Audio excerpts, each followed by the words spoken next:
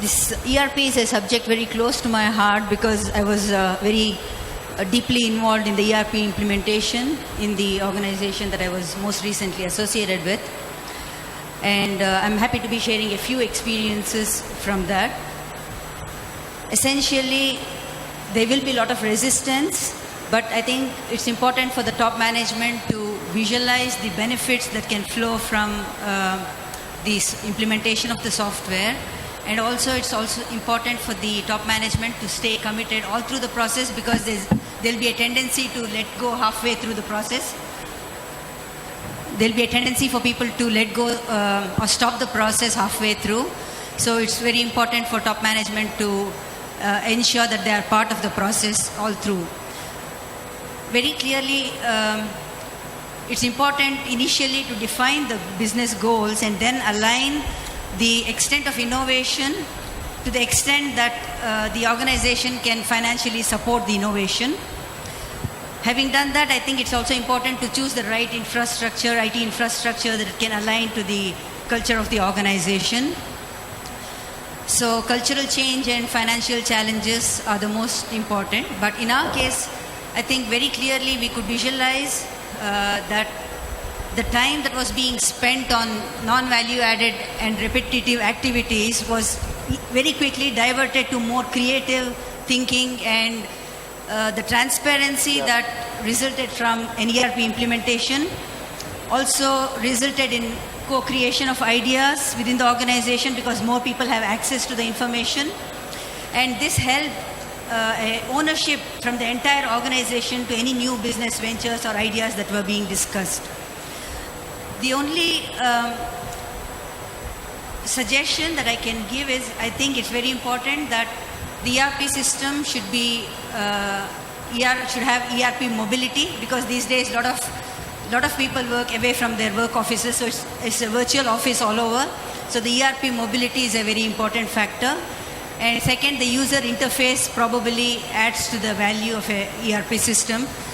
If a salesperson goes to a customer, if he is able to click the history of the customer over the last 5 years, say at the click of a button, I think it adds huge value in terms of customer value proposition. So these are the thoughts I wanted to share. So it's good that we have a recording of the session, because I'm going to take a piece of what you've said. I'm going to show it to some other people, because you're so right on the fact that you would be amazed how many ERP implementations do not have a clear goal of what is that we are trying to achieve. And then, exactly to your point, success is not about did we achieve it or not, is how does the team feel about it? Well, that's not a picnic. We not came to sing Kumbaya. We came to get results, right?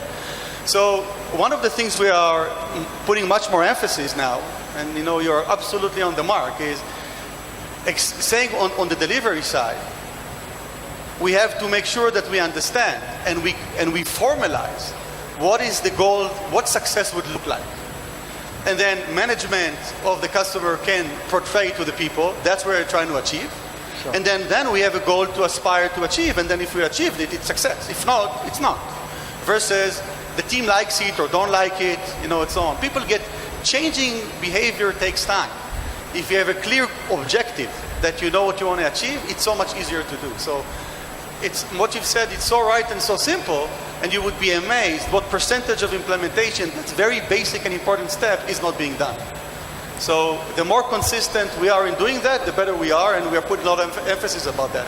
Because as a vendor, sometimes it's scary to have very clear goals, because then success is very binary.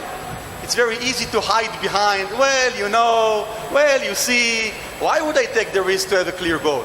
But it's so fundamental for success. Sure. So I'm going to take that piece of video, I'm going to use it with some folks. Sure. So I'm going to conclude this with just one last input from Sriram. I mean, you've seen the data that you've crunched and all that. I know that you yourself are doing a sizable amount of work with the construction industry. It's as probably anarchic and chaotic as the printing and packaging industry. Very fragmented, small, big, organized, multinationals, lot of cash flow.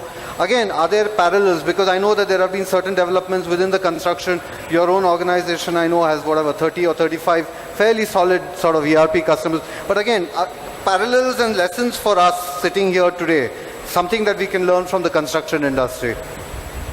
The most important thing is to invest your time in a solution like an ERP to ensure that the productivity of your entire organization is going to change when you invest in an ERP. That is the primary thing. And also, the major challenge that we face, even in any industry for that matter, is the resistance to change.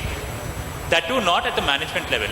When a management is convinced that an ERP is required, they go ahead investing without consultation with their entire organization. The important step when you're deciding to implement an ERP or an MIS solution is to ensure that you have the confidence of your entire organization, and you make sure they are part of the process, they are part of the decision making, and that is the way to ensure that you have a successful implementation in place. Sure. So the lesson, I guess, is that EFI needs to be an influencer, I think, more than just a vendor for EFI. I'm sort of done. Yeah, thank you. Thank you, everybody. That was wonderful discussion for sharing your thoughts.